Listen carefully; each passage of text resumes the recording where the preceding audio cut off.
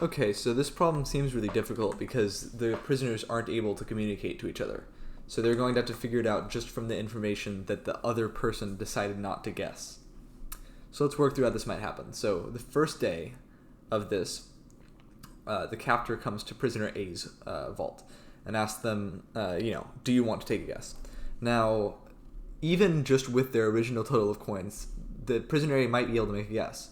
Well, how is that true? Well, if the prisoner A has 11, 12, or 13 coins, they can obviously make the guess that the sum is 13, because it has to be, because it can't, if they had, if it was 10, then they'd have to be negative coins, and that's not possible. So they can already make a guess if it's 11, 12, or 13. Okay, so let's assume that that's not true, right? Let's assume they don't make a guess. Now I go to prisoner B, and prisoner B knows that prisoner A is acting logically, and therefore knows that it can't be 11, 12, or 13, because they would have already guessed. So prisoner A knows that, or prisoner B knows that prisoner A doesn't have 11, 12, or 13 coins. Okay, so first of all, for the same reason, prisoner B can also guess if they have 11, 12, or 13. So let's ignore that, because they would guess and they would get out on the first day. And then we can also look up here, because now that the prisoner B knows that prisoner A has at most 10 coins, if they have 0, 1, or 2 coins, well then the total can't be 13, because you can't add a number that's at most 10 to a number that's at most 2 and get 13. So prisoner B can also make a guess if they have 0, 1, or 2 coins. They can guess safely that it's 10, because they know that prisoner A doesn't have 11, 12, or 13, or they would have already guessed. And so this logic sort of plays out. So they know, they can make a guess that they have 0, 1, or 2. And so the fact they don't make a guess means that prisoner A knows they don't have those numbers. Okay, now next, we go over here. Well, back to prisoner A. Now for the same reason as prisoner B, they can cross out 0, 1, or 2, because prisoner B would have already guessed if they had 11, 12, or 13. But they can go even further. They know that prisoner B doesn't have 0, 1, or 2, and they know that prisoner B doesn't have 11, 12, or 13.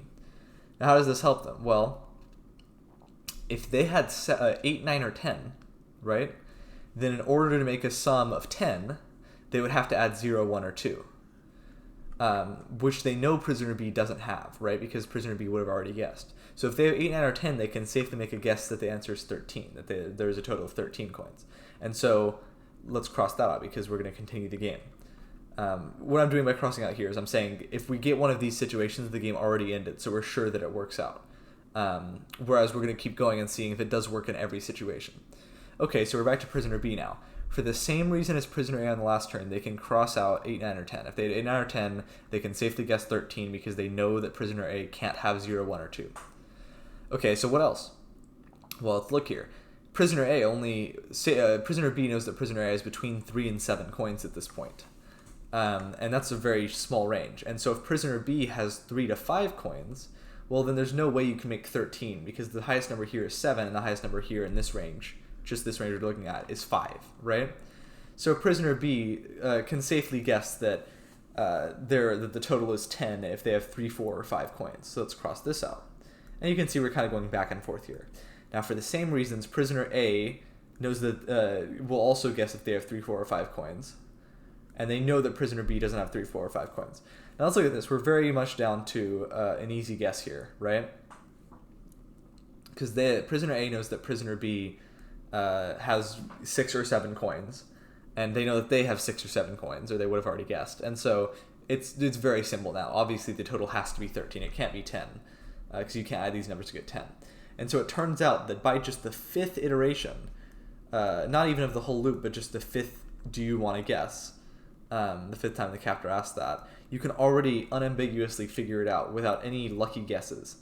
And that only takes 2 days. It'll be the morning of the second day. So it doesn't really even take that long, but it is definitely possible to do it without guessing.